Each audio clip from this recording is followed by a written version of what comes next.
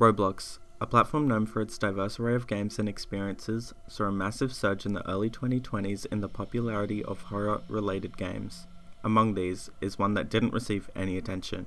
An adventure in which you see such wonderful spectacles that I think are just amazing. I introduce to you...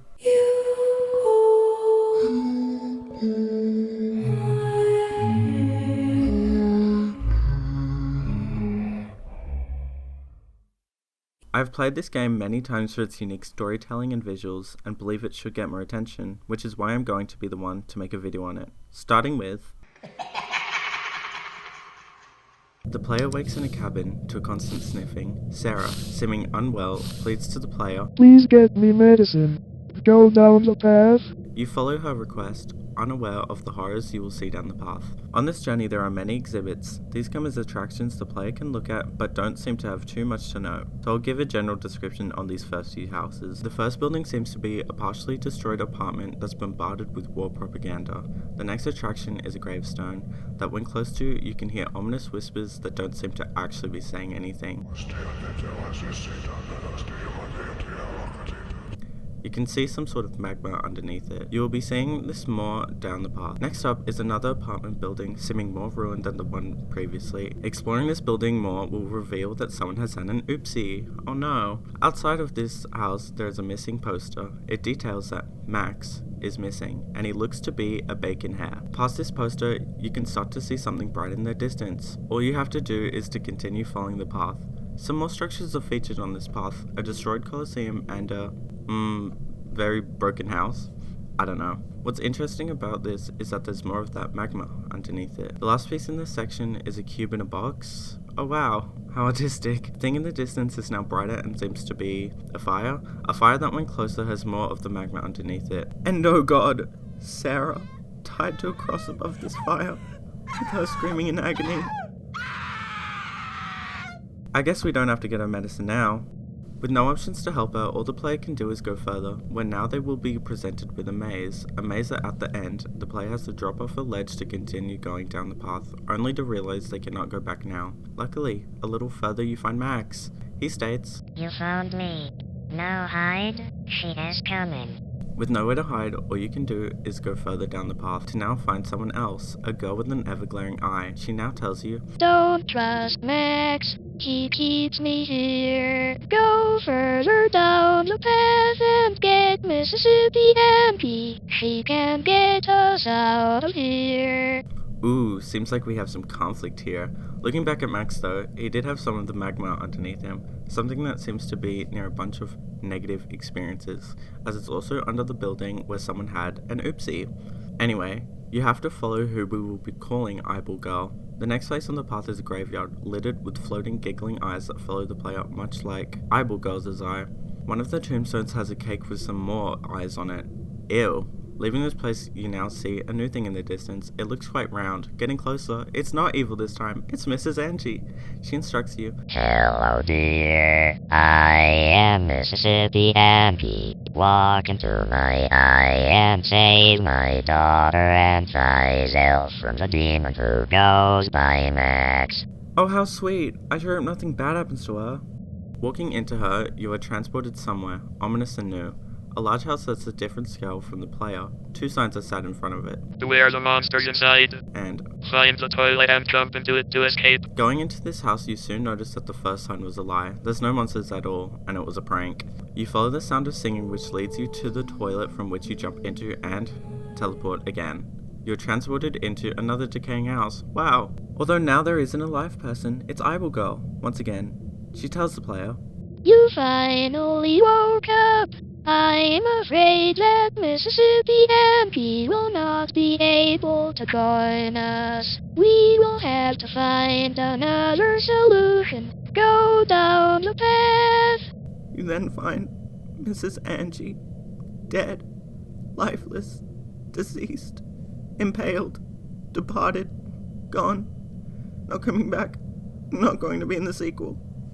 There's a lookout tower featured near, with the loser claiming, "She trapped me in here." like, okay. A little bit further is another tower, way smaller though, and with an, oh my god, jump scare. The smiling man does nothing though, so you just have to continue.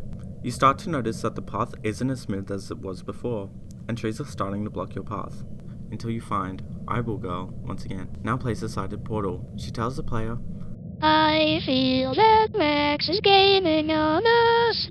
Go inside my portal so he loses us. with no other option, you comply. You're once again teleported, now into a hospital. This hospital doesn't seem to have any damage on it. Most things in this section don't seem to be damaged at all, which does feel quite eerie, because you're still in the same old environment. It starts to feel like a liminal space. The park is the greatest offender of this. Go away. The physical past problem of not being cared for feels even greater now, with trees and bushes also now helping obstruct your view, with some trees even floating about. Scary. Until you start to become encased in a tunnel, with portraits of more eyes that stare at you. The tunnel starts to become tighter and tighter until you see a happy mushroom. Yay! It giggles and is found in a quite prosperous place, a beach house, with a car and a lake. The path is now turned to a bridge. A large cat is seen on it, and then Eyeball Girl meets you at the end of it. She screams, He's here. Get in my portal now. You now find yourself in the opposite of the beach house, a frozen wasteland with cracks throughout it. But you're on the path once again. You have to do jumps that only a parkour pro can do. Luckily, I am one of those. After this, there's another house with another sign that says, Find the portal and jump into it to escape. This place is way larger and leads to many more dead ends before you can find the portal. When you do, you're transported to another house, a quite modern one that is void of any decoration. Upstairs, you read the last line. The end of the path. Part 1. Now after that, you're probably wondering, what the heck was that? So now, let's get into some... While this game is quite small, there are some secrets spread around the game. The hidden hallway. If you go into the corrupted glowing building, you will be teleported into a long hallway which seems to breathe as the player walks through. This is quite scary but can't kill you. When getting to the end of this tunnel, you are teleported back onto the path. Max can kill you. If you do not listen to Eyeball Girl's instructions and continue to walk forward on the path, avoiding her teleporter, you are transported into a box where Max will stab the player to death. Your fate is sealed once in this box. The car and computers. You are able to jump into the car at the lavish house. There are also computers around the map which can be used but seem to do nothing, most likely an oversight from the dev. Now, we will get into some of the... Although the community for this game is quite small, they have a vibrant imagination, and we will be looking at what they think happens in the game. This is from Potty Trained Princess 333. Girl is the true villain. She seems to care for Miss Angie, her mother dying. She also leads the player into different environments as she is the only one the player can really trust, which may be false. Mrs. Angie, my favourite character, impaled.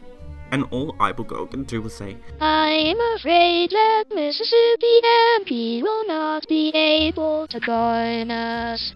I know she's evil and there will be repercussions for this. I give this one an 8 out of 10. This is from Flindaster. The rest of the game is in MRSMP's head. While the player does walk into Mrs. Angie's eye, it seems like simple teleportation, like her daughter inherited, but also the phrase Walk into my eye implies that Mrs. Angie has more to her physical appearance than what is seen in the game. Shouldn't she just say walk into me? I give this one a 3 out of 10. This is from Grelorbian. The girl on the cross isn't the girl in the bed in the beginning, and she's the cause of all this. This can be seen by just simply walking back down the path after seeing Sarah on the cross, where she is still sniffing in the bed like in the beginning. The term, and she's the cause of all this, might be due to her being the one that incentivizes you to go down the path. This does make me wonder who Sarah was though. I give this one a 2 out of 10. This is from ZZZ, You Bore Me. The path is a nightmare. This is it. Really? This doesn't have any evidence except for it being night, which doesn't really count. Also, people have this theory for every kind of media. I give this one a 1 out of 10. This is from Crispy Tasting Noodle. It isn't actually Max. The missing sign has false information. The missing poster has false information by stating Max as having blonde hair and blue eyes. While I wouldn't state the theory like this, I think it's getting onto something. I give this one a 5 out of 10. This is from Grotesque. The path represents purgatory, and all the characters in it seem to represent the grieving process and death. Eyeball Girl constantly tries to get the player to get away from Max, i.e. death, and doesn't want to acknowledge it at all, i.e. with Miss Angie, her mother.